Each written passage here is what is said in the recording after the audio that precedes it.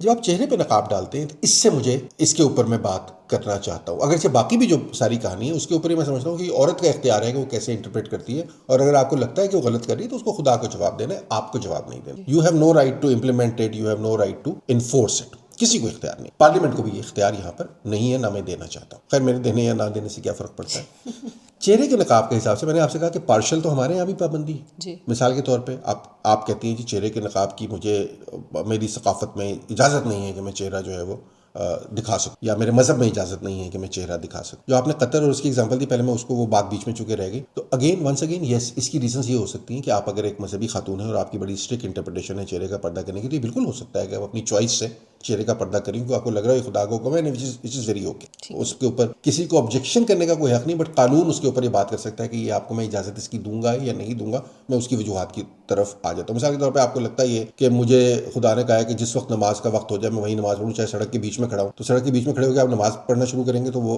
Traffic वाला आके आपको उठा लेगा, चलान करेगा, जेलें बंद कर देगा, क्योंकि उससे ट्रैफिक में खलल पड़ रहा है। तो जो आप कर रही हैं उससे क्या हो रहा है, मैं उसकी तरफ आता हूँ। चॉइसेस हो सकती हैं, बिल्कुल हो सकती हैं, मैं उसके ऊपर बात नहीं कर रहा, लेकिन जब आप पब्लिक स्पेस से मूव कर रही हैं तो फिर इन चॉइसेस के ऊपर मसले खड़े होंगे। आप कहती हैं जी मुझे मजहब इजाजत नहीं देता, लेकिन जैसे ही आपको पासपोर्ट बनवाना होगा तो आपको आप कहती हैं यार ठीक है, अब ये तो एक्सेप्शन है, मजबूरी है, ठीक है, आपको CNIC कार्ड बनवाना होगा, आपको तस्वीर खिंचवानी होगी, आप एयरपोर्ट पे जाएंगी, आपको नकाब उठा के दिखाना होगा। इसका मतलब ये है कि इंसानों ने अभी तक, बायोमेट्रिक्स आ गए हैं, आपकी रेटिना आ गई हैं, बट अभी भी जो बुनियादी शनाख्त का तरीक़ाकार है वो आपकी कोहनी, आपका हाथ, आपका पैर, आपका घुटना, आपके बाल नहीं है, आपका चेहरा है। हम लोगों को उनके चेहरों से पहचानते हैं, हम लोगों को उनके चेहरों के साथ कनेक्ट करते हैं, हम लोगों के साथ बेहतर कम्युनिकेशन उस वक्त करते हैं जब उनको चेहरे को देख रहे हो, उनके चेहरे के एक्सप्रेशन देख रहे हो। आपको बॉडी लैंग्वेज का लफ्ज़ हम इस्तेमाल करते हैं, तो उसमें सबसे ज़्यादा इंपॉर्टेंट ये है कि आपके फेशियल एक्सप्रेशन क्या है। आप इसको एलिमिनेट कर दें तो आप एक बहुत बड़ा हक जो है वो खातून से छीन रहे हैं।